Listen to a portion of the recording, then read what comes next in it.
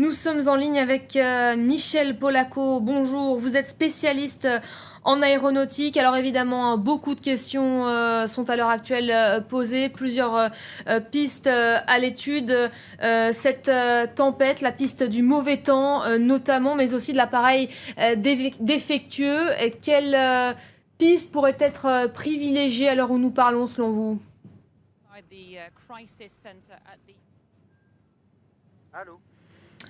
Michel J'entends très Polacco, mal. je vais vous Bonjour. répéter à nouveau la Ah question. mais j'ai pas Bonjour, entendu la question, excusez-moi. merci. Je ne savais pas que j'étais déjà en ligne. Merci d'être avec nous et d'accepter d'apporter votre éclairage Je vous en prie. après la disparition de cet appareil. Je vous disais à l'instant que, évidemment, beaucoup de questions sont encore sans réponse. Toutes, oui. Plusieurs pistes sont à l'étude. Quelle piste privilégiez-vous aujourd'hui?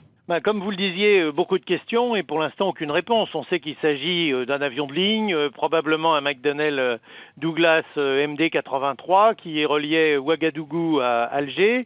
On sait que cet avion a été en relation avec le centre de contrôle de Gao, qui est un centre de contrôle peu équipé, puis avec le centre de contrôle d'Alger, pour des raisons d'abord d'évitement d'un vol qui faisait Bamako-Alger, et deuxièmement pour une information relative à la situation météorologique. Mais c'est tout, et ça ne nous met sur aucune piste, parce que la météorologie en elle-même, j'ai regardé tout à l'heure la situation, elle n'est pas particulièrement méchante, et en tout cas, ce n'est pas une situation comme ça qui peut mettre un avion en jeu, sauf dans des circonstances que j'ai du mal à imaginer pour l'instant, mais c'est arrivé. Et puis sinon, il ne faut pas oublier quand même que cet avion est dans une région qui n'est pas contrôlée par des radars, donc il n'est que par liaison radio en contact avec des centres de contrôle, que donc on n'a pas une position précise de l'endroit où il s'est trouvé puis où il se trouve, que rien n'a été retrouvé 12 heures après, ce qui est quand même extrêmement désolant, parce que 12 heures, vous voyez, 12 heures c'est beaucoup. Maintenant voilà, c'est le Sahara, c'est la bande sahélo-sahélienne.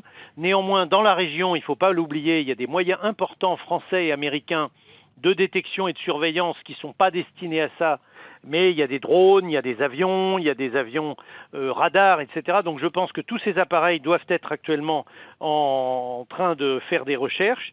J'espère qu'on va savoir vite retrouver l'épave de cet avion, à moins qu'il ait été détourné, dérouté sur un terrain que j'ignore. On va retrouver l'épave de cet avion, qu'on va retrouver cet avion sur un terrain où il aurait été dérouté, et qu'on aura des explications. Merci beaucoup Michel Polacco pour cet éclairage. On va